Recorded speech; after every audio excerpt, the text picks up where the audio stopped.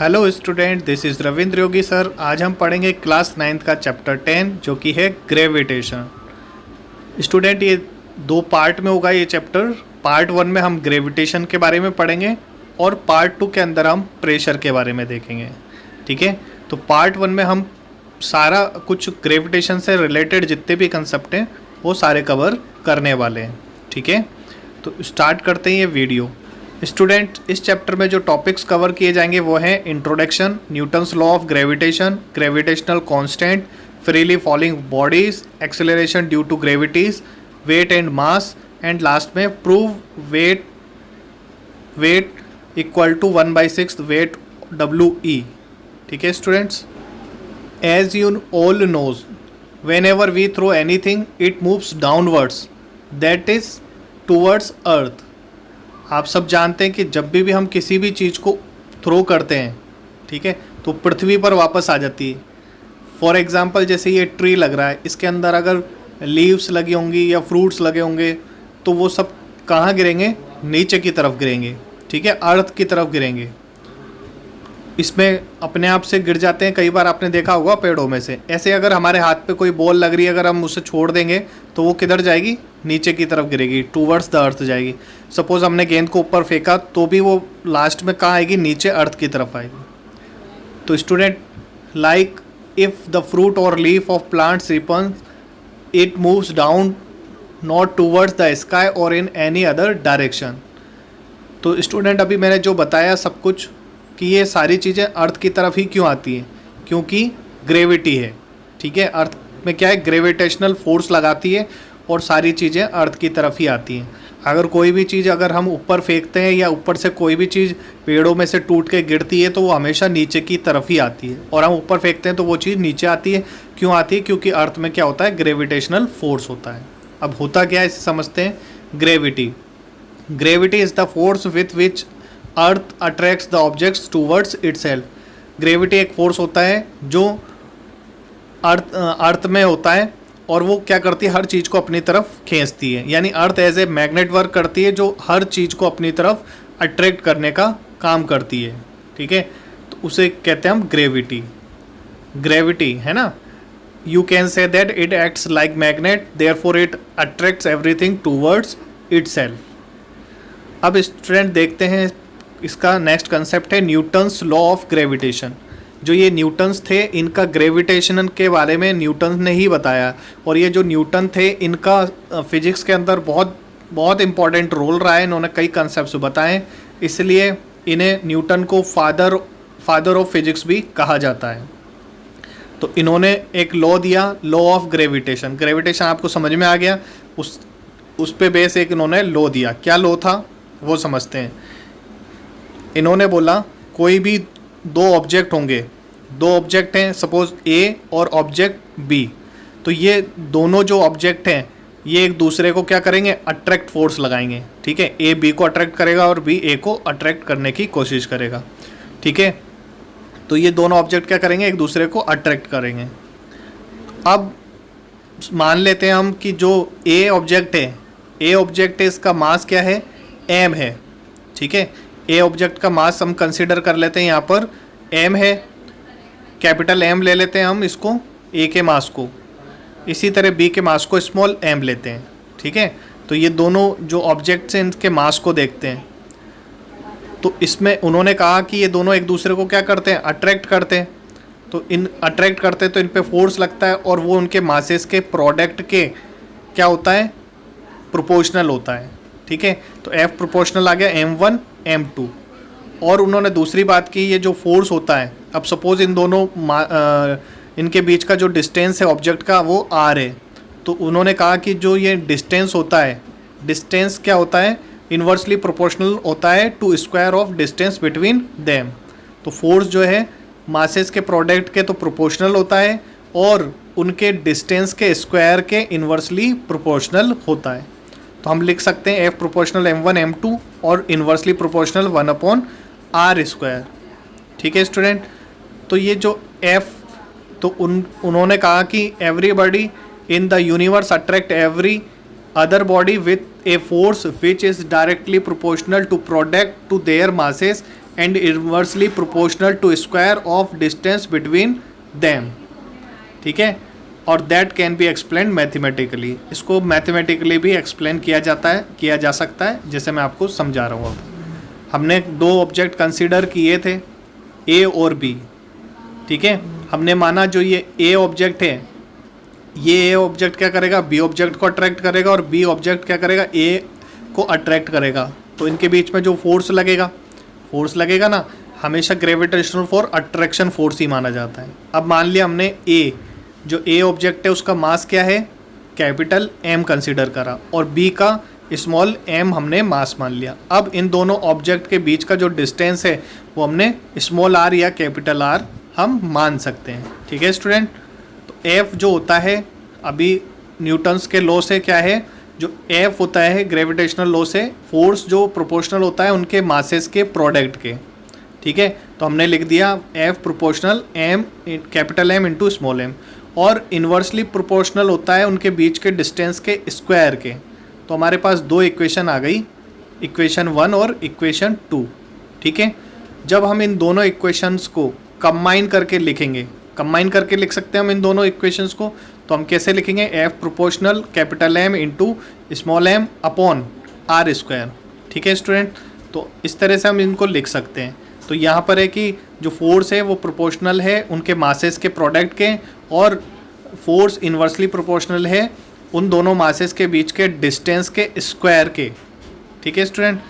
अब स्टूडेंट आप जानते हैं कि जब भी ये प्रोपोर्शनल का साइन हटता है तो एक कांस्टेंट आ जाता है। तो हम लिख सकते हैं F equal to capital G M into small M upon R square, ठीक है। ये जो जी है, जी क्या है, कांस्टेंट है। प्रोपोर्शनल कभी भी हटेगा, किसी भी कहीं से भी अगर प्रोपोर्शनल का साइन हटता है तो एक कांस्टेंट ज़रूर हम डिफाइन करते हैं। वो कांस्टेंट कभी उसकी वैल्यू 1 भी होती है, कभी कुछ वैल्यू भी हो सकती है, कभी उसका नाम सिर्फ कांस्टेंट ही होता है। ऐसे इस तरह से अलग अलग चीज़ें होती हैं। बट स्टूडेंट्स यहाँ पर जब हम बात कर रहे हैं ग्रेविटेशन की, तो यहाँ पर ये जो जी आया है, कैपिटल जी आया है, ठीक है। तो ये जो कैपिटल जी है, ये जो कांस्टेंट है, ये कौन सा कांस्टेंट कहलाता है, इस कांस्टेंट को हम बोलते हैं ग्रेविटेशनल कांस्टेंट कहते हैं। स्टूडेंट ये आप ध्यान रखना, ये जो जी है हमेशा कैपिटल ही लिखा जाएगा, और इसका नाम क्या होगा, ग्रेविटेशनल कांस्टेंट, ठीक है स्टूडेंट्स। तो इसे हम बोलते हैं ग्रेविटेशनल कांस्टेंट बोलते हैं। इस ग्रेविटेशनल कांस्टेंट की वैल्यू भी होती है और इसकी यूनिट भी होती है, ठीक है। और हम इस जी का फॉर्मूला भी लिख सकते हैं। अब इसको अभी आपको एग्ज़ाम में लिखने को आएगा, तो आप इस डायरेक्ट नहीं लिखेंगे, इससे पहले आपको कुछ लैंग्वेज लिखनी पड़ेगी। क्या लिखना पड़ेगा, आपको लिखना पड़ेगा सबसे पहले consider two bodies of masses capital M and small M and distance between them is R, ठीक है। जो आपने सिंबल्स लिए उनके बारे में आपको पहले लिखना पड़ेगा। फिर उसके बाद आप क्या बनाएंगे, ये डायग्राम बनाएंगे। डायग्राम के बाद आपको ये सब लिखने से पहले लिखना होगा by Newton's law of gravitation. फिर आप ये लिखोगे इक्वेशन 1 एंड इक्वेशन 2। इसके बाद आपको लिखना पड़ेगा फॉर कंबाइनिंग इक्वेशन 1 एंड 2, यहाँ आपको मेंशन करना पड़ेगा, ठीक है स्टूडेंट। उसके बाद आप ये सब लिख देंगे।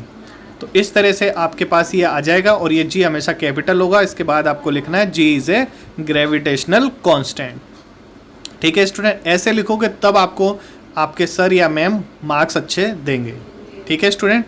मेंशन नहीं करोगे तो आपके मार्क्स कट सकते हैं। अब क्वेश्चन आया आपका स्टूडेंट, व्हाट इज़ जी। तो जी क्या है, अभी आपको समझ में आ गया जी क्या है, ग्रेविटेशनल कांस्टेंट है। और ये ग्रेविटेशनल कांस्टेंट आया कहाँ से है, न्यूटन लॉ ऑफ ग्रेविटेशन से। क्या था Newton law of gravitation, F equal to G M small M upon R square, ठीक है। तो ये जी इधर इस फॉर्मूले से आया था। इस जी को अगर हम सॉल्व करेंगे तो एफ इंटू आर स्क्वायर हो जाएगा, और ये जो मासेस है वो इसके अपॉन में आ जाएंगे, ठीक है। तो ये हो जाएगा capital M into small M. Is it clear. तो ये जो हमने फार्मूला निकाल दिया किसका, जी का फार्मूला हो गया। अब जी की अगर यूनिट की बात करें तो हम यूनिट निकाल सकते हैं। फोर्स होता है न्यूटन में और डिस्टेंस होती है मीटर, तो मीटर स्क्वायर हो गया। ऐसे ही मास होगा केजी में, और ये वाला मास भी केजी में। तो हमारे पास जी की जो सही यूनिट आ गई वो क्या आ गई, Newton metre square per kilogram square, ठीक है, तो ये हमारे पास जी की यूनिट आ गई, यानी ग्रेविटेशनल कांस्टेंट की यूनिट हो गई। अब अगर इसकी वैल्यू पूछता है तो इसकी वैल्यू फिक्स होती है, जो कि कितनी होती है 6.67 इंटू 10 की पावर -11, और यूनिट अभी हमने निकाली है न्यूटन मीटर स्क्वायर पर केजी स्क्वायर। ये आपको याद रखनी है, ये फिक्स होती है, और इसको हमेशा कैपिटल जी ही लिखा जाता है ग्रेविटेशनल कांस्टेंट को। Is it clear students? इस तरह से हम ग्रेविटेशनल कांस्टेंट को ड्राइव करके उसका फॉर्मूला और उसकी यूनिट लिख सकते हैं। ठीक है, अगर आपसे पूछा जाता है कि बताओ भाई व्हाट इज़ जी, जी की आपको बताना है, तो आपको सबसे पहले इसमें भी लैंग्वेज लिखनी पड़ेगी, उसके बाद ये सब लिखना है। तो हम कैसे लिखेंगे? देखो हम लिखेंगे let us consider 2 bodies of masses 1 kg, है ना, और डिस्टेंस इनके बीच, इन दोनों के बीच का between distance of this masses is 1 metre. फिर लिखोगे आप according to the law of gravitation, तो F equal to G mm upon R square, फिर वैल्यू पुट कर देंगे तो F की वैल्यू क्या आ जाएगी? जी के इक्वल। यानी जो ये ग्रेविटेशनल कांस्टेंट होता है वो किसके इक्वल होता है? फोर्स, न्यूमेरिकली फोर्स के इक्वल होता है। ठीक है, कब होता है? जब 2 बॉडीज़ का मासेस 1 kg है और डिस्टेंस क्या है? 1 मीटर है, तब हम क्या कहेंगे? F इक्वल टू जी। ठीक है स्टूडेंट, तो इस तरह से इसको लिखना होगा। ठीक है, मैं आपको ये नेक्स्ट पेज पे लिख के बताऊंगा कि आपको लिखना कैसे। अभी आपको मैथमेटिकली फॉर्म में सॉल्व करना आ गया, जी को सॉल्व कैसे किया, उसका यूनिट कैसे लिखा, और हमने उसकी वैल्यू 6.67 इंटू 10 की power -11। Is it clear students? चलिए अब देखते हैं हम, जो ग्रेविटेशनल कांस्टेंट है ये इक्वल होता है किसके? अभी मैंने बताया आपको फोर्स के, और ये फोर्स हमेशा अट्रैक्शन फोर्स होता है ना। अब देखते हैं स्टूडेंट इसको नेक्स्ट पेज पे कि इसको लिखा कैसे जाएगा। So we can define it as, कैसे लिखते हैं इसको? लिखेंगे gravitational constant is a numerically equal to the force of attraction between 2 bodies of masses 1 kg separated by distance 1 metre. ठीक है, इस तरह से आपको लिखना है, और जी का formula G equal to F, समझ में आ गया? ये न्यूमेरिकली इक्वल होता है फोर्स के, ये भी आपको ध्यान रखना है। और आया कैसे था ये? जब m और m ये जो दोनों मासेस हैं इनकी वैल्यू क्या होनी चाहिए? 1 kg होने चाहिए। ठीक है, और इनके बीच का डिस्टेंस क्या होगा? वो भी 1 मीटर होगा। ठीक है, 1 मीटर होगा। जब तब इसे कैलकुलेट करेंगे तो जी इक्वल क्या आ जाएगा? F आ जाएगा, जैसा कि अभी मैंने प्रीवियस पेज पे आपको समझाया था कि F इक्वल टू क्या होता है? जी mm अपॉन आर स्क्वायर। अब यहाँ पर हम जी की वैल्यू भी फाइंड कर सकते हैं, तो जी इक्वल टू लिखेंगे तो ये हो जाएगा F into R square upon mm। ठीक है, capital M into small m। अब यहाँ पर अगर हम mm की वैल्यू 1 और r की वैल्यू भी 1 पुट कर देते हैं तो g की वैल्यू आ जाती है फोर्स के इक्वल। और अगर इसका हमें यूनिट लिखनी है तो फोर्स न्यूटन में है और डिस्टेंस मीटर स्क्वायर में, और मासेस क्या है? kg। ठीक है, तो ये इसकी यूनिट बन जाती है। तो हमारे पास फार्मूला और यूनिट दोनों आ गई। Student please note the value of g is always constant, it never changes, that is the reason it is called universal gravitational constant. ठीक है, ये g की वैल्यू कभी भी चेंज नहीं होती है, इसलिए इसको यूनिवर्सल ग्रेविटेशनल कांस्टेंट कहा जाता है। स्टूडेंट अब एक न्यूमेरिकल देखते हैं, what is the magnitude of gravitational force between the earth and 1 kg of the object on its surface. ठीक है, हमें ग्रेविटेशनल फोर्स के बारे में बताना है। अर्थ के ऊपर क्या है? एक ऑब्जेक्ट रखा हुआ है। ठीक है, अर्थ में के ऊपर क्या है? एक सरफेस पे ऑब्जेक्ट रखा हुआ है, तो अर्थ और ऑब्जेक्ट। ठीक है, 2 चीज़ें हमारे पास हो गई। तो ये जो अर्थ है, अर्थ का मास जो होता है वो मास क्या होता है? फिक्स होता है। कितना होता है? 6 इंटू 10 की पावर 24 kg, और ऑब्जेक्ट का मास हमें गिवन है 1 kg, तो हम यहाँ वैल्यू पुट कर देंगे 1 kg। ठीक है, तो ये हमारे पास कैपिटल M और स्मॉल m आ गया। जब भी अर्थ के ऊपर रखा होगा कोई ऑब्जेक्ट, तो इन दोनों के बीच का जो डिस्टेंस होगा वो अर्थ की रेडियस ही होगी। ठीक है, और अगर वो दोनों ऑब्जेक्ट अलग अलग होंगे तो ये डिस्टेंस क्वेश्चन में आपको गिवन होगी। ठीक है, तो यहाँ पर अर्थ है, तो 2 ऑब्जेक्ट में से एक ऑब्जेक्ट अर्थ है, तो जो अर्थ की रेडियस होगी वही उन दोनों के बीच का, अर्थ और ऑब्जेक्ट के बीच का डिस्टेंस कहलाएगी। कितना होगा?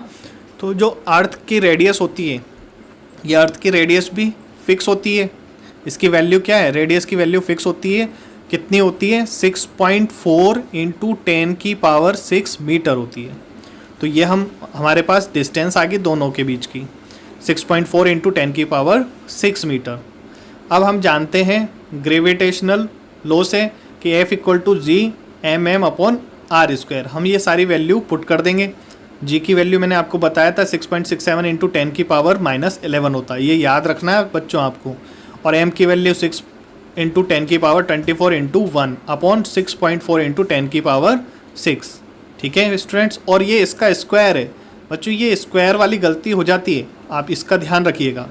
तो F क्या आ जाएगा? 6.67 into 10⁻11 into 6 into 10⁻24 into 1/6.4 into 10⁻6 into 6.4 into 10⁻6 हो जाएगा। ठीक है स्टूडेंट्स, अब सबसे पहले हम जो 10 की पावर्स हैं उनको सॉल्व करते हैं सबसे पहले। ठीक है स्टूडेंट्स, तो इसमें पहले पॉइंट्स हटाते हैं। तो ये पॉइंट हटा तो 100 आ गया, और ये 2 पॉइंट हटेंगे तो ऊपर की तरफ 100 आ जाएगा। 100 से 100 कैंसिल हो जाएगा। ठीक है, अब हम 10 की पावर्स को सॉल्व कर लेते हैं सबसे पहले। तो 10 की पावर्स मैं ऊपर लिख देता हूँ। ये देखो 10 की पावर कितनी है? -11 है, फिर +24 है, और डिनोमिनेटर में क्या है? 10 की पावर 6 और 6 और 6 का मतलब हो गया ये ऐड हो जाएंगी, यानी 12 हो गई। इस 12 को डिनोमिनेटर से न्यूमरेटर में लाएंगे तो माइनस हो जाएगा, तो -12।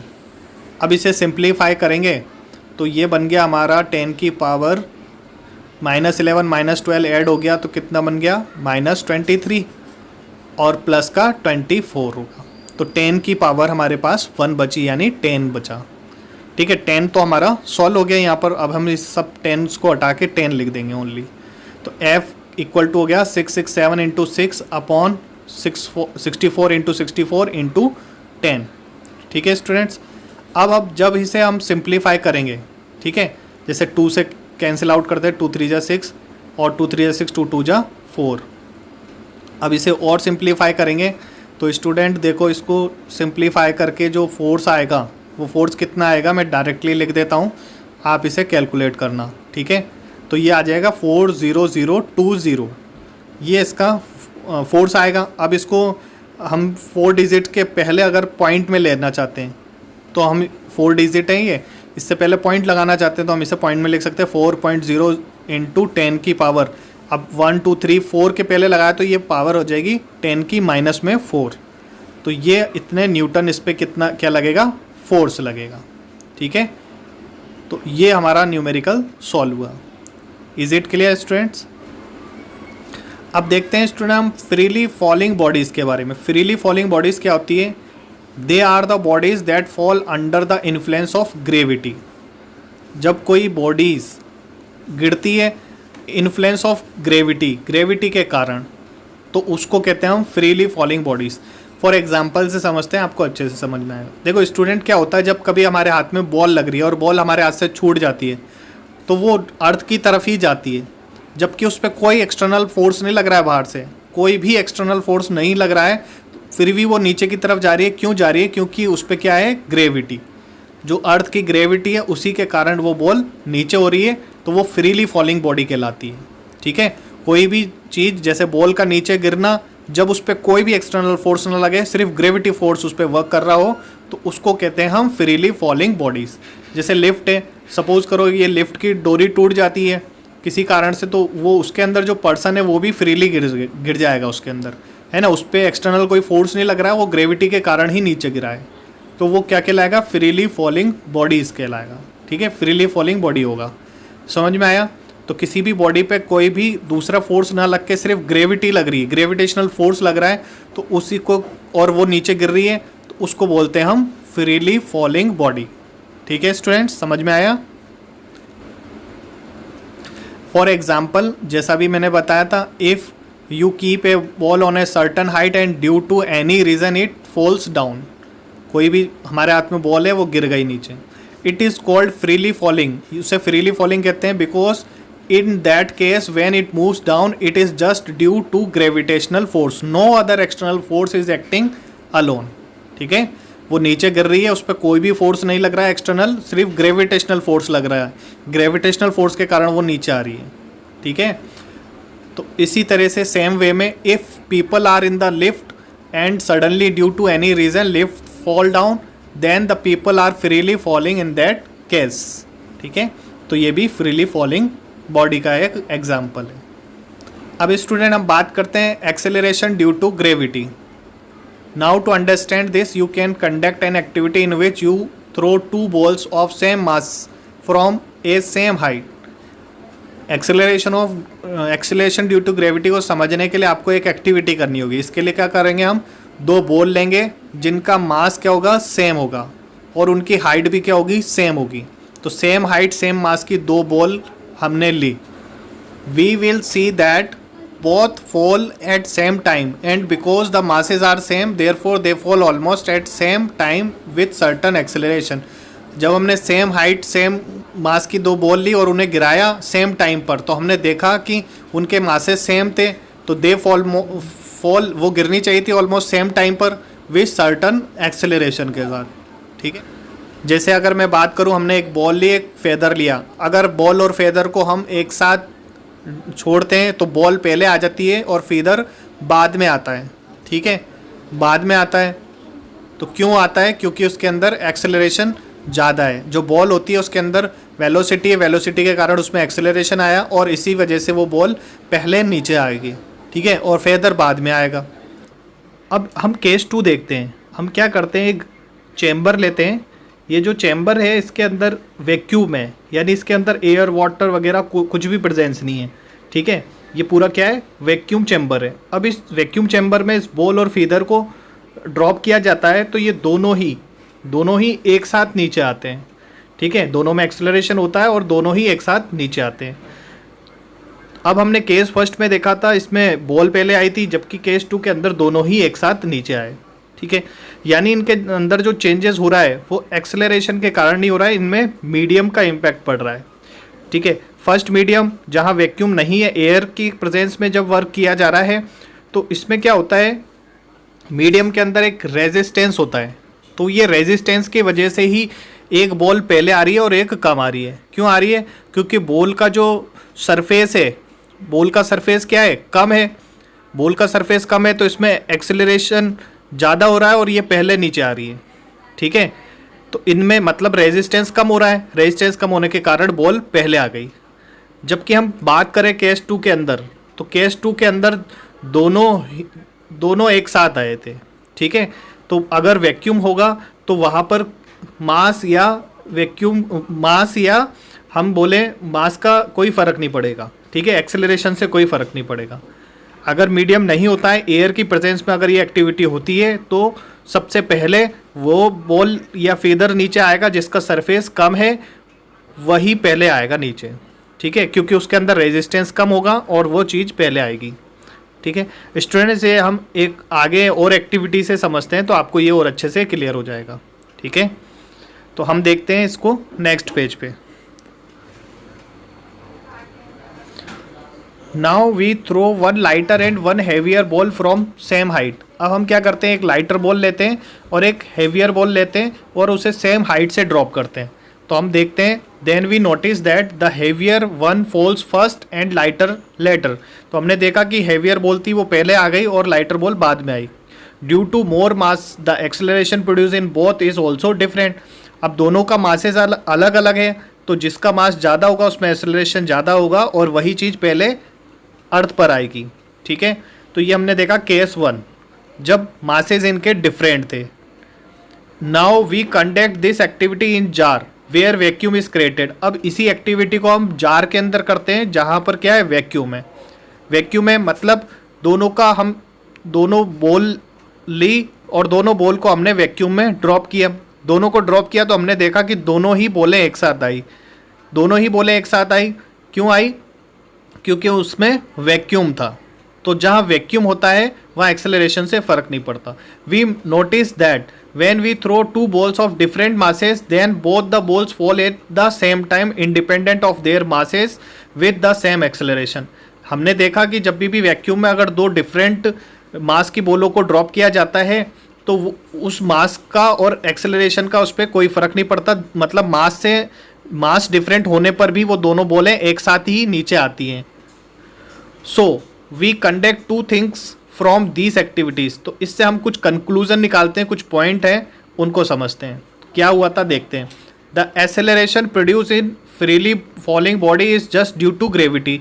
जो एसेलरेशन आया वो ग्रेविटी के कारण आया, तो नो अदर एक्सटर्नल रिसोर्सेस, वहाँ कोई अदर एक्सटर्नल सोर्स नहीं था। Therefore acceleration is called as acceleration due to gravity. उससे हम ग्रेविटी के कारण एक्सेलरेशन कहते हैं। This acceleration due to gravity is independent of masses. ये जो एक्सेलरेशन होता है ग्रेविटी के कारण वो मास पर डिपेंड नहीं होता है। This acceleration due to gravity in air, जो एयर का के अंदर जो एक्सेलरेशन है और इन एनी अदर मीडियम, और अदर मीडियम में जो एक्सेलरेशन है become different due to the reason of resistance cause by medium. तो इन दोनों में फ़र्क क्यों आ रहा है? मीडियम की वजह से आ रहा है। This medium resistance depends upon the surface area, और ये रेजिस्टेंस किस पे डिपेंड करता है? सरफेस एरिया पर और मास पर डिपेंड करता है। ठीक है। This acceleration due to gravity is different for different planets. ये एक्सेलरेशन ऑफ ग्रेविटी जो है डिफरेंट प्लैनेट्स के लिए डिफरेंट होगा। अगर हम बात करें मून की तो मून पर ये एक्सेलरेशन 1.63 मीटर पर सेकंड स्क्वायर होगा, और हम बात करें अर्थ की तो अर्थ पर ये एक्सेलरेशन 9.8 मीटर पर सेकंड स्क्वायर होगा। स्टूडेंट ये वेरी इंपॉर्टेंट है, इसे याद रखना। अब ये ऐसा नहीं है कि ये 9.8 मीटर पर सेकंड स्क्वायर होता है अर्थ पर, अलग अलग जगह पर ये अलग अलग हो सकता है। जैसे हम बात करें पोल की तो पोल पर ये एक्सेलरेशन मैक्सिमम होता है जो कि 9.81 मीटर पर सेकंड स्क्वायर होता है, और इक्वेटर पर ये जी की वैल्यू मिनिमम होती है जो कि 9.7 मीटर पर सेकंड स्क्वायर होती है। चलिए स्टूडेंट अब हम इसको ड्राइव करते हैं स्मॉल जी को। तो हम स्मॉल जी की वैल्यू फाइंड कैसे करते हैं उसको हम ड्राइव कर रहे हैं। ठीक है स्टूडेंट, तो हम देखते हैं जैसे कि आपने देखा ये अर्थ का सरफेस है। अब इस अर्थ के सरफेस पे ये बॉल आके हिट कर रही है। ठीक है, ये ऊपर से एक बॉल गिर रही है जो अर्थ पर गिरेगी। तो अब यहाँ पर जब भी अर्थ ऑब्जेक्ट और अर्थ, दूसरा ऑब्जेक्ट अगर अर्थ होगा तो देखिए क्या करते हैं हम। अब हम जानते हैं लॉ ऑफ ग्रेविटेशन से कि F इक्वल टू G/m/r² होता है। अर्थ का मास m कैपिटल माना और ऑब्जेक्ट का स्मॉल m, और अर्थ की ही रेडियस यहाँ काम ली जाएगी। जब भी दो ऑब्जेक्ट में से ऑब्जेक्ट क्या होगा? अर्थ होगी, तो उसमें रेडियस अर्थ की ही ली जाएगी हमेशा। क्लियर है? तो अब हम क्या करते हैं, ये वैल्यू यहाँ पुट करेंगे तो यही आएगा F इक्वल टू G/m/r²। अब हम क्या करते हैं स्टूडेंट्स, जब ये ऑब्जेक्ट गिर रहा है तो अब इसमें हम सब की वैल्यू पुट करेंगे। अब जैसे ऑब्जेक्ट गिर रहा है तो उसमें मोमेंटम होगा, मोमेंटम के फोर्स है तो फोर्स भी होगा जो कि क्या होगा? न्यूटन सेकंड लॉ से F इक्वल टू ma। तो हमारे पास दो इक्वेशन आ गई। अब इन दोनों इक्वेशन को हम क्या करेंगे? कंबाइन कर देंगे। जब इन्हें कंबाइन करके लिखेंगे तो हम कंबाइन ही एक दूसरे के इक्वल कर देंगे। जब एक दूसरे के इक्वल करेंगे तो Gm/r² इक्वल टू ma आ गया, m से m कैंसिल हो गया, a की वैल्यू आ गई Gm/r²। तो ये एक्सेलरेशन आ गया हमारे पास। अब ये जो एक्सेलरेशन है वो अर्थ के कारण हो रहा है, तो a की जगह हम g का यूज़ करेंगे, तो Gm/r²। ठीक है, तो ये आ गया आपका एक्सेलरेशन ड्यू टू ग्रेविटी। ठीक है स्टूडेंट्स, तो ये आया Gm/r²। ये आप ध्यान रखना, कुछ मैं आपको न्यूमेरिकल भी इससे रिलेटेड करवाऊंगा। तो अब स्टूडेंट क्या करते हैं, हम जी की वैल्यू फाइंड करनी है स्मॉल जी की, तो अब बाकी जो चीज़ें हैं उनकी हम वैल्यू पुट कर देंगे। जैसे हम ग्रेविटेशनल कांस्टेंट की वैल्यू जानते हैं, अर्थ का मास भी जानते हैं और रेडियस जानते हैं, तो वो सब वैल्यू हम इसमें पुट करेंगे। तो हमारे पास Ge इक्वल टू Gm/r² होगा। सारी वैल्यू पुट करने के बाद जब इसे कैलकुलेट करेंगे, फॉर एग्जाम्पल ग्रेविटेशनल कांस्टेंट की वैल्यू होती है 6.67 इंटू 10⁻11। अर्थ का जो मास होता है वो होता है 6 इंटू 10⁻24, और जो रेडियस होती है वो होती है 6.4 इंटू 10⁻6, और इसका स्क्वायर भी करना है। जब इसे सिंप्लीफाई किया जाएगा तो जी की value 9.8 metre per second square आएगी। ठीक है स्टूडेंट, तो इस तरह से ड्राइव किया गया है और जी की वैल्यू फाइंड की गई है। तो आप, और ये जी की वैल्यू अगर मून के लिए बात की जाएगी तो मून पर अलग होगी, जो कि क्या होगी? Gm/r², और इनकी वैल्यू पुट की तो अर्थ मून पे जी की वैल्यू 6.67 इंटू 10⁻⁻11 इंटू जो मून का मास होता है वो होता है 7.4 इंटू 10⁻22 और रेडियस जो मून की होती है वो होती है 1.7 इंटू 10⁻6। जब इसे सॉल्व किया जाएगा तो जी एम की value 1.63 metre per second square होगी। ये मून के लिए क्या होगा, एसेलरेशन होगा, जो कि 1.63 मीटर पर सेकेंड स्क्वायर होगा। Is it clear? तो इस तरह से हम g की वैल्यू फाइंड कर सकते हैं। So we can define g as it is the acceleration produce in freely falling bodies, और इसका जो फॉर्मूला होता है small g equal to G M upon R square होता है। और अगर हम यूनिट की बात करें g की यूनिट की, तो ये होती है मीटर पर सेकेंड स्क्वायर होती है। अब जो देख पा रहे हो आप, इस ये क्या है, g क्या है, वेक्टर क्वांटिटी होती है। g is a vector quantity. Its value on earth, earth पर इसकी value 9.8 metre per second square होती है। जबकि हम बात करें मून की, तो मून पर स्मॉल g की value 1.63 metre per second square, यहाँ पर आएगा, इस तरह से साइन लगाना है, ठीक है। तो 1.63 मीटर पर सेकेंड स्क्वायर इसका क्या हो गया, एसेलरेशन होगा due to gravity. Is it clear students? यहाँ तक आपको समझ में आया? चलिए अब हम प्रूव करते हैं जो एसेलरेशन होता है ड्यू टू ग्रेविटी के कारण मून पर, वो 1/6 होता है अर्थ के एसेलरेशन के, ठीक है। तो हमारे पास ये मून है और एक हमारे पास अर्थ है, ठीक है। तो हम ये प्रूव कर रहे हैं, हमें क्या प्रूव करना है, जी एम इक्वल टू 1/6 जी ई, ये हमें प्रूव करना है। अब इसको प्रूव करते हैं हम, ठीक है स्टूडेंट। तो इसे यहाँ प्रूव कर रहे हैं, जी एम इक्वल टू 1/6 जी ई, हमें ये प्रूव करना है। तो हमने क्या किया, अर्थ ली और दूसरी तरफ हमने मून माना। अब इसका अर्थ जो होगी, अर्थ का मास क्या होगा, हम अर्थ का मास लिख लेते हैं या कैपिटल एम, और कितना होता है हम वैल्यू ही लिख देते हैं डायरेक्ट, 6 इंटू 10⁻24 kg। अर्थ की रेडियस लिखते हैं 6.4 इंटू 10⁻6 मीटर। इसी तरह मून का मास लिखेंगे हम, तो मून का मास होता है 7.4 इंटू 10⁻22 किलोग्राम। और जो मून की रेडियस है, रेडियस होती है 1.7 इंटू 10⁻6 मीटर। अब हमारे पास मास और रेडियस आ गई, तो हम g की वैल्यू जी ई लिखेंगे। तो क्या लिखेंगे, हमें पता है जी ई की वैल्यू क्या होती है, 9.8 मीटर पर सेकेंड स्क्वायर, और मून का हमें एसेलरेशन बताना है। तो हम देखो, ये जो g होता है, g की इक्वल टू क्या होता है, G E equal to G M upon R square. तो ये सारी वैल्यू इसमें पुट करने के बाद ही आया था हमारे पास जी E equal to 9.8 metre per second square. अब हम देखते हैं जी एम के लिए भी हम क्या formula, G M upon R square ही रखेंगे और ये वैल्यू इसमें पुट कर देते हैं। तो जब हमने जी एम के अंदर वैल्यू पुट कर दी तो ये बन गया ये, ठीक है। अब इसको जब सॉल्व किया तो जी एम की वैल्यू क्या आ गई, 1.63 metre per second square. G M हमें बताना है तो हम जिसे बताना है उसे ऊपर लिखेंगे और जी ई को नीचे लिखेंगे। जी एम अपॉन जी ई करेंगे तो 1.63 अपॉन 9.8 होगा, ठीक है। अब स्टूडेंट इसको जब सॉल्व करेंगे तो ये अप्रोक्स क्या आएगा, 1/6 के। अब जी एम इक्वल टू हम लिख सकते हैं 1/g इंटू जी ई, यही हमें प्रूफ करना था। तो ये इस तरह से ये प्रूफ किया जाएगा, ठीक है स्टूडेंट्स। अब एक न्यूमेरिकल देख लेते हैं। If a planet existed whose mass is twice that of earth and whose radius was thrice then that of earth, find the acceleration due to gravity of that planet.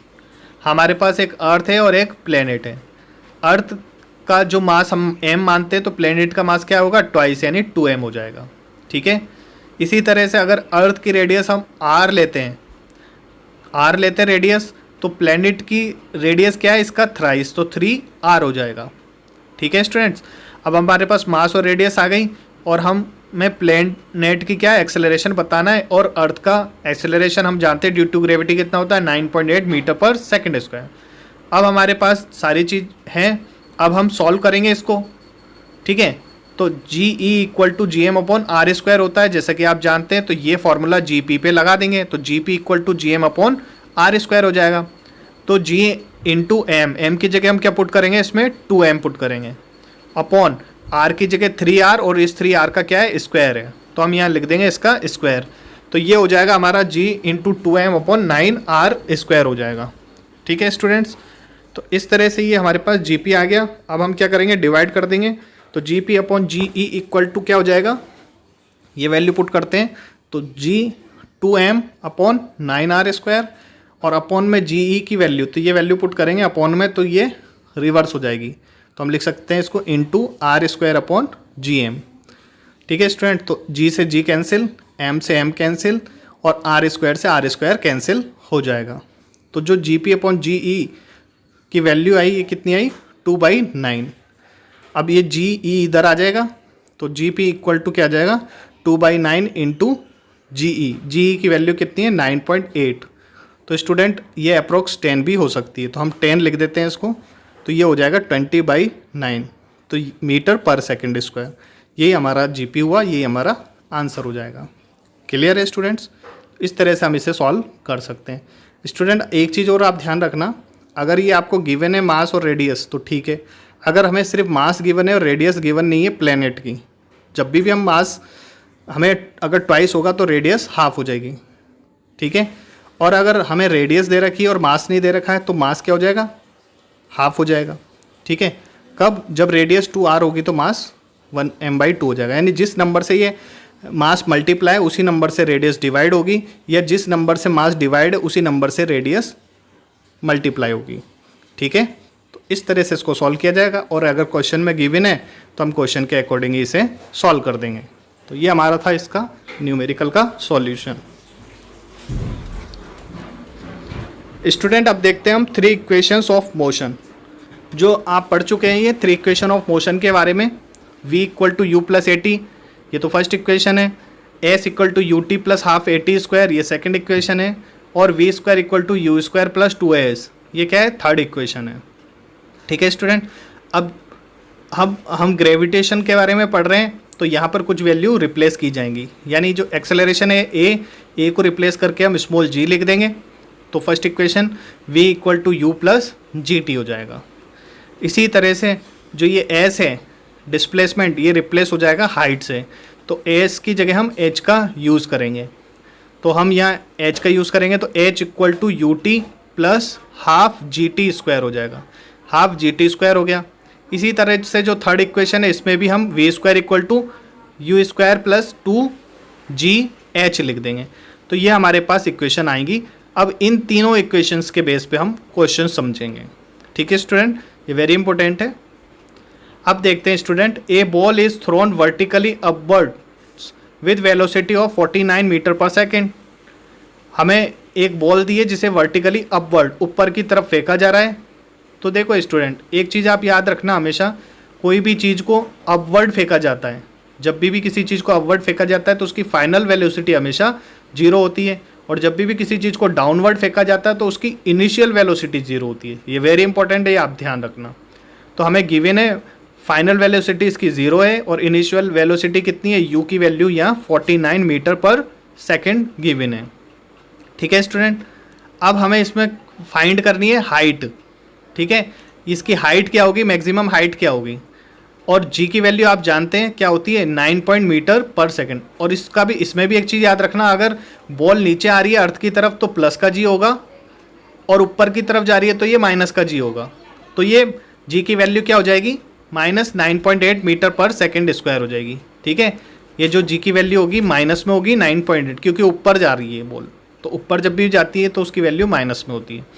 अब student हम third equation से इसको solve कर सकते हैं, v square equal to U square plus 2gh। तो v value put की हमने 0 इक्वल टू 49 का square plus 2 into -9.8 into h हमें फाइंड करना है। अब स्टूडेंट इसको सॉल्व करते हैं, तो 0 इक्वल टू 49 का स्क्वायर होता है 2401, तो हम लिख देंगे 2401 माइनस, इनको मल्टीप्लाई करेंगे तो ये आ जाएगा 19.6 इंटू एच। ठीक है, अब ये 2401 को ट्रांसफर करेंगे तो ये माइनस हो जाएगा, -2401 equal to -19.6 into H. Minus से माइनस कैंसिल आउट हो जाएगा, एच की वैल्यू 2401 अपॉन 19.6। ठीक है, अब इसको जब इससे कैंसिल आउट करेंगे तो आर की वैल्यू आएगी हमारी 122.5, और हाइट होती है मीटर में। तो ये इसका फर्स्ट का आंसर हो गया। ठीक है, अब इसके अंदर स्टूडेंट सेकंड पूछा है total time it takes to return to the surface of earth. अब इसको कितना समय लगेगा वापस अर्थ पर आने में, ठीक है। जाने में उसे टी टाइम लगेगा, आने में भी उसको टी ही टाइम लगेगा, ठीक है। यानी हमें क्या करना है, ये जो टी की वैल्यू फाइंड करनी है और फिर उसको डबल करना है, तब हमारा आंसर आएगा। अब टी को फाइंड करने के लिए हम क्या करेंगे स्टूडेंट, अब इस टी को फाइंड करने के लिए कौन सी इक्वेशन का यूज़ करेंगे, चलिए बताइए आप लोग। राइट, इसमें फर्स्ट इक्वेशन का यूज़ करेंगे। तो फर्स्ट इक्वेशन क्या होती है, v equal to U plus G T. V की वैल्यू 0 है, u की वैल्यू 49 है, प्लस g की वैल्यू -9.8 है इंटू टी। अब 49 को ट्रांसफर करेंगे तो -49 इक्वल टू -9.8 इंटू टी हो जाएगा। माइनस से माइनस कैंसिल आउट हो जाएगा स्टूडेंट्स। तो टी की वैल्यू क्या आ जाएगी हमारी 49/9.8, ठीक है। पॉइंट कैंसिल आउट करेंगे तो 0 ऊपर चला जाएगा। और जब इसको सॉल्व किया जाएगा तो इसको सॉल्व करने पे आपका आएगा टी की वैल्यू 5 आ जाएगी। तो टी इक्वल टू आ गया हमारा 5 सेकेंड। ये अभी आंसर नहीं है, मैंने बताया ये तो ऊपर जाने में लगा टाइम है, इतना ही टाइम उसे नीचे आने में भी लगेगा, यानी इसको हम ट्वाइस कर देंगे तो 2t कर देंगे, यानी 2 × 5 यानी 10 सेकेंड। ये हमारा आंसर होगा। Is it clear? तो इस तरह से इसको सॉल्व किया जाएगा। एक और एग्जाम्पल देखते हैं। A stone is released from the top of tower of height 19.6 metre. एक टावर है जिसकी हाइट दे रखी है 19.6। आप जानते हैं नीचे आती है तो इनिशियल वेलोसिटी 0, तो हमने 0 लिख दी। इसकी हाइट 19.6 मीटर हमने लिख दी। इसमें हमें फाइनल वेलोसिटी फाइंड करनी है। अब g की वैल्यू 9.8 होगी और चूंकि ये नीचे आ रहा है तो ये 9.8 क्या होगा, पॉजिटिव ही लिया जाएगा, ठीक है। g की वैल्यू 9.8 पॉजिटिव होगी मीटर पर सेकेंड स्क्वायर, इसकी यूनिट है। अब स्टूडेंट हम ये तीनों चारों चीज़ें हमारे पास हैं तो हम क्या करेंगे, थर्ड इक्वेशन का यूज़ करेंगे। V square equal to U square plus 2gh। तो वी स्क्वायर इक्वल टू क्या हो जाएगा, 0 प्लस 2 इंटू 9.8 इंटू 19.6। तो वी स्क्वायर इक्वल टू क्या हो जाएगा, 19.6 into 19.6। Then the value of v, तो वैल्यू ऑफ v क्या होगी, 19.6 हो जाएगी। और वेलोसिटी की यूनिट क्या होती है, मीटर पर सेकेंड। तो ये हमारी फाइनल वेलोसिटी आ गई 19.6 मीटर पर सेकेंड, ठीक है। इजी है।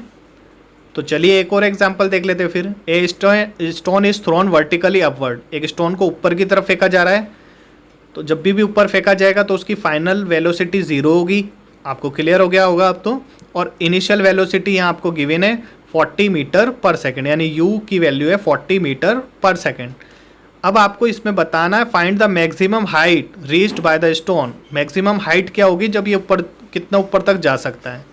अब g की value -9.8 metre per second square होगा, माइनस साइन इसलिए क्योंकि कोई किसी चीज़ को ऊपर थ्रो किया जा रहा है। अब हमारे पास ये तीनों चीज़ आ गई हैं। अब हमें इसके बाद डिस्प्लेसमेंट और टोटल डिस्टेंस भी बतानी है, पर पहले हम हाइट बताते हैं। तो हम थर्ड इक्वेशन का यूज़ करेंगे। V square equal to U square plus 2gh, या वैल्यू पुट करेंगे 0 इक्वल टू 40 का square plus minus plus 2 bracket में g की वैल्यू -9.8 इंटू हाइट। अब ये हो जाएगा 1600 माइनस 19.6 इंटू h। 1600 को उधर ट्रांसफर करेंगे तो माइनस का 1600 हो जाएगा इक्वल टू -19.6 इंटू h। ये माइनस से माइनस कैंसिल आउट हो जाएगा, तो ये माइनस से माइनस हमने कैंसिल आउट कर दिया। तो h की वैल्यू आ गई 1600/19.6। अब स्टूडेंट जब इसे सिंप्लीफाई किया जाएगा तो ये आ जाएगा हमारा 81.1 मीटर। तो ये हमारी हाइट आ गई, ये हमारा पहला आंसर हो गया। अब हमें बताना है नेट डिस्प्लेसमेंट क्या होगा। तो इसका जो नेट डिस्प्लेसमेंट वो 0 होगा, क्योंकि जो स्टोन जहाँ से गया था वहीं आ गया है वापस। अगर एक से ऊपर गया एक से नीचे आ गया तो वो फाइनल और इनिशियल पॉइंट उसका सेम है, तो इसका डिस्प्लेसमेंट 0 होगा। अगर डिस्टेंस की बात करें तो डिस्टेंस क्या हो जाएगी, जितनी इसने ऊपर कवर की उतनी ही इसने नीचे कवर की है, ठीक है। तो ऊपर कितना गया, ये 81.1 तक गया, तो 81.1 इंटू 2 कर देंगे, क्योंकि जितना ऊपर गया उतने नीचे आया। इसको मल्टीप्लाई करके इसका आंसर आ जाएगा, ठीक है स्टूडेंट। अगर यहाँ 9.8 की जगह हम 10 वैल्यू लेते तो यहाँ हाइट हमारी 80 मीटर आ जाती। तो हम क्या करते, 2 को 80 से मल्टीप्लाई कर देते तो टोटल डिस्टेंस 160 मीटर आ जाता, ठीक है स्टूडेंट। दोनों ही सही है, 9.8 लेके सही करोगे तो भी आपका आंसर सही है, और 10 लेके सॉल्व करोगे तो भी आपका आंसर सही है, क्योंकि हमें क्वेश्चन में गिवन नहीं है। ठीक है स्टूडेंट, समझ में आ रहा है? तो इस तरह से ये क्वेश्चन सॉल्व किए जाते हैं। अब नेक्स्ट और इम्पॉर्टेंट टॉपिक है स्टूडेंट, मास एंड वेट। मास क्या होता है स्टूडेंट? कोई भी जो ऑब्जेक्ट होता है उसके अंदर जो मैटर है वही क्या कहलाता है? मास। तो mass is the quantity of matter content in the body. जैसे कोई भी ऑब्जेक्ट है, उस ऑब्जेक्ट के अंदर कितना मास है, ठीक है, कितना मैटर है, जो मैटर है वही मास है। और मास का फॉर्मूला क्या होता है? मास इक्वल टू होता है quantity of matter in body. और यूनिट की बात करें तो मास की बिगर यूनिट है किलोग्राम और स्मॉलर यूनिट है ग्राम। क्लियर है? अब 1 kg इक्वल टू आप जानते हैं 1000 ग्राम होता है। Is it clear? चलिए अब वेट को भी समझते हैं। वेट क्या है? वेट एक फोर्स है। It is a force with which earth attracts the object toward itself. Weight जो है क्या है? फोर्स है एक तरह का, जो अर्थ का फोर्स है, जो क्या करती है? अर्थ अपनी तरफ खींचती है ना, किसी भी ऑब्जेक्ट को अपनी तरफ खींचती है, उसी को हम कहते हैं, वही फोर्स कहलाता है यहाँ वेट। ठीक है, तो वेट और मास में डिफरेंस समझ में आया आपको थोड़ा? चलिए तो देखते हैं हम। वेट का फॉर्मूला होता है W equal to M into G. ठीक है, ये मास है और इंटू एक्सेलरेशन है या ड्यू टू ग्रेविटी। ठीक है, तो इन दोनों का जो प्रोडक्ट होता है वही कहलाता है वेट। Is it clear? चूंकि वेट एक तरह का फोर्स है, ठीक है, और जी की वैल्यू आप जानते हैं 9.8 मीटर पर सेकंड स्क्वायर होती है अर्थ के लिए, और मून के लिए 1.63 मीटर पर सेकंड स्क्वायर। ठीक है स्टूडेंट, अब बात करते हैं हम यूनिट की। तो वेट की यूनिट न्यूटन ही होती है, क्योंकि वेट एक तरह का फोर्स है, फोर्स की यूनिट न्यूटन है, तो यहाँ वेट की यूनिट भी न्यूटन ही होती है। और W इक्वल टू क्या होता है? mg। W को न्यूटन में लेंगे, मास को किलोग्राम में, और एक्सेलरेशन को मीटर पर सेकेंड स्क्वायर में। तो हम लिख सकते हैं 1 newton equal to 1 kg into metre per second square. ठीक है, तो 1 न्यूटन समझ में आ गया आपको? न्यूटन क्यों लिया? क्योंकि फोर्स की यूनिट भी न्यूटन होती है। अब स्टूडेंट हमें प्रूफ करना है WM equal to 1/6 of WE। जो मास, जो वेट होगा मून का, वो अर्थ के वेट का 1/6 होगा, ये हमें प्रूफ करना है। तो अभी हमने इससे पहले प्रीवियसली प्रूफ किया था GM equal to 1/6 of GE। Similarly हमें प्रूफ करना है WM equal to 1/6 of WE। ठीक है स्टूडेंट, तो हम सॉल्व करते हैं इसको। तो इसके लिए हमें प्रूफ क्या करना है, हम पहले वो लिख लेते हैं, WM equal to 1/6 of WE। WM समझ गए मून का वेट, WE समझ गए अर्थ का वेट। ये हमें प्रूव करना है कि मून का वेट अर्थ के वेट का 1/6 होता है। ये डायरेक्टली भी पूछा जाता है आपसे 1 नंबर में, आप ये भी याद रखना। अब हम जानते हैं GM equal to 1/6 of GE होता है। तो ये कैसे प्रूव किया था, हम वहीं से शुरू करते हैं इसको भी। हमने अर्थ ली और मून लिया। अर्थ का मास लिख दिया हमने 6 इंटू 10⁻24 किलोग्राम। मून का मास लिख दिया हमने 7.4 इंटू 10⁻22 किलोग्राम। अर्थ की रेडियस लिख दी 6.4 इंटू 10⁻6 मीटर। इसी तरह मून की रेडियस हमने लिख दी 1.7 इंटू 10⁻6 मीटर। ठीक है, फिर हमने जी क्या है? सेम है, वही जी की वैल्यू कांस्टेंट है, सेम होती है 6.67 into 10⁻11 newton metre square per kilogram square. GE equal to होता है GM। GE की वैल्यू भी अभी हमने सॉल्व की थी 9.8 मीटर पर सेकेंड स्क्वायर। इसी तरह मून की जो वैल्यू थी GM वो थी 1.63 मीटर पर सेकेंड स्क्वायर। अब GM बताना है हमें, तो GM अपॉन GE कर देंगे, दोनों को डिवाइड कर देंगे, इक्वल टू लिखेंगे, तो GM कितना है 1.63 अपॉन 9.8। ठीक है स्टूडेंट, जब इसे सिंप्लीफाई किया जाएगा तो ये अप्रोक्स 1/6 हो जाएगा। तो हम GM इक्वल टू लिख सकते हैं 1/6 GE लिख सकते हैं। ठीक है स्टूडेंट, लिख सकते हैं हम इस तरह से। तो यहाँ तक हमने प्रूफ कर दिया। इसके बाद हमें WM इक्वल टू 1/6 WE लिखना है, और हम जानते हैं we know that W equal to होता है mg। ठीक है, W इक्वल टू क्या होता है? mg। WM लिखेंगे तो m इंटू GM हो जाएगा, WE लिखेंगे तो m इंटू GE हो जाएगा। तो इन दोनों को इस जगह पर अप्लाई किया जाएगा, इस जगह रखी जाएगी इनकी वैल्यू, तो WM equal to 1/6 of WE आ जाएगा। ठीक है, यही हमें प्रूव करना था। तो इस तरह से हम WM equal to 1/6 of WE prove कर सकते हैं। स्टूडेंट अब एक न्यूमेरिकल देखते हैं हम। Gravitational force on the surface of moon is only 1/6 of as strong as gravitational force on earth. What is the weight in newtons of 10 kg object on the moon and on the earth? What is its mass on each? ठीक है, तो हमारे पास moon है, moon का mass given है हमें 10 kilogram, और जो मून का वेट है ये हमें बताना है। और हम जानते हैं GM की वैल्यू क्या होती है मून के लिए, एक्सेलरेशन होता है 1.63 मीटर पर सेकंड स्क्वायर। अब हम फार्मूला लगाएंगे WM equal to M into GM। तो ये वैल्यू यहाँ पुट करेंगे 10 इंटू GM की वैल्यू पुट करेंगे जो कि क्या है 1.63। तो WM इक्वल टू 10 इंटू 1.63, पॉइंट हटाएंगे तो 100 आ जाएगा, और 10 से 10 कैंसिल हो जाएगा, और ये बन जाएगा 16.3 न्यूटन। ठीक है, तो वेट ऑफ मून कितना आ गया 16.3 न्यूटन। अब हमें अर्थ पर भी वेट बताना है, तो हम अर्थ पर भी वेट बता सकते हैं। W इक्वल टू होता है mg, अर्थ के लिए बता रहे हैं तो E लगा देंगे W और G के नीचे।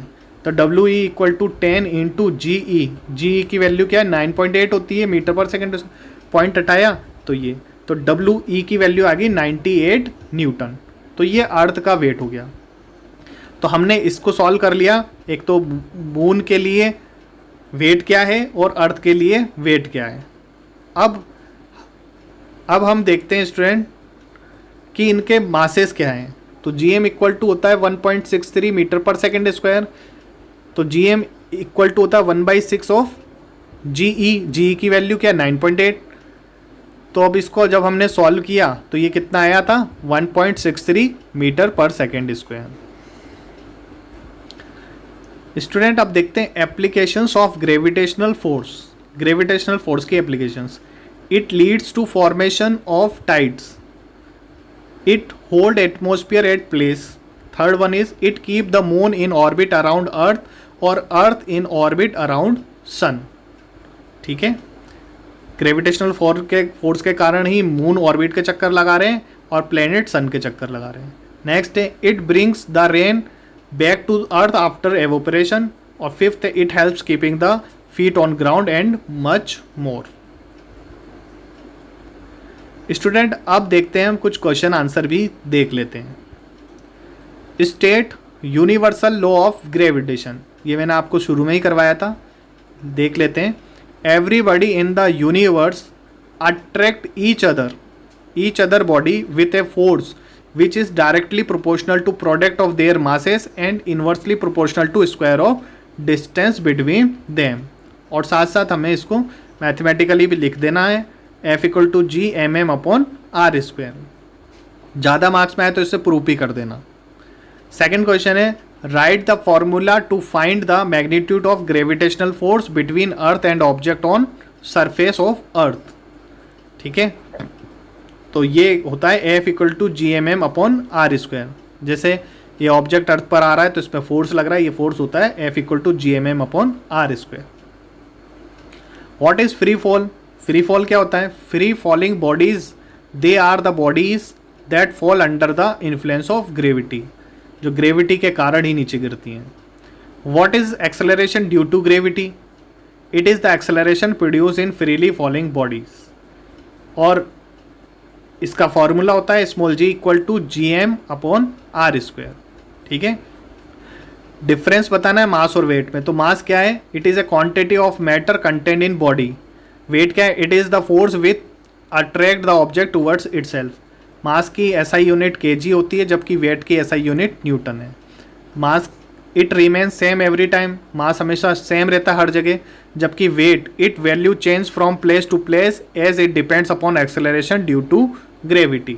ठीक है, G चेंज होता रहता है जगह जगह के हिसाब से, जैसे कि मैंने आपको बताया था G की वैल्यू अर्थ पे अलग है, मून पर अलग है। नेक्स्ट फॉर्मूला होता है मास इक्वल टू होता है मैटर कंटेंट इन बॉडी, जबकि वेट होता है W equal to mg। Student ये वेरी इंपॉर्टेंट है, इसको आप याद कर लेना। सिक्स्थ क्वेश्चन देखते हैं why the weight of an object on the moon will be 1/6 of its weight on the earth. तो this is because the moon because the G on the moon is 1/6 of the earth. We know W equal to mg, तो gm equal to 1/6 of GE. Therefore the weight of moon is 1/6 of earth. Next question है, how does the force of gravitation between two objects change when the distance is reduce to half. तो answer है F proportional होता है 1/r² के. ठीक है, R की value यहाँ कह रहा है हाफ है, तो हाफ का स्क्वायर करेंगे 1/1/2 का स्क्वायर. अब ये 2 ऊपर आ जाएगा ना, ये 1/4 हो गया, ये 4 अब ऊपर चला जाएगा, तो F इक्वल टू क्या हो गया 4. When the distance is reduced half, the force of gravitation become 4 times. ठीक है. Gravitational force acts on all the objects is proportion to their masses. Why then a heavy object does not fall faster than a light object? Because the G is independent of mass of object. G object के मास पर depend नहीं होता. जैसा आप उसके फॉर्मूले को देखोगे तो आप देखोगे स्मॉल m उसमें कहीं भी नहीं है. ये वेरी इंपॉर्टेंट चैप्टर था, इसको आपको अच्छे से समझना है. ठीक है, एक क्वेश्चन और देख लेते हैं हम, जाते जाते एक क्वेश्चन और देख लेते हैं. ठीक है students,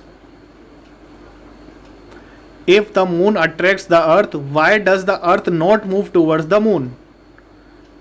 because the force of attraction between the moon and earth supplies the centripetal force to the moon in order to move around the earth in a circular path. ठीक है, समझ में आया? उस पर क्या लग रहा है, सेंट्रीपिटल फोर्स लग रहा है. इस वजह से क्या होता है, मून जो है अर्थ के सर्कुलर पाथ में मूव करता है. Thank you very much for watching our channel और सब्सक्राइबिंग आवर चैनल. अपने फ्रेंड्स में ज़्यादा से ज़्यादा इस चैनल को शेयर कीजिए. Thank you very much. अब पार्ट 2 में देखेंगे हम थ्रस्ट एंड प्रेशर के बारे में.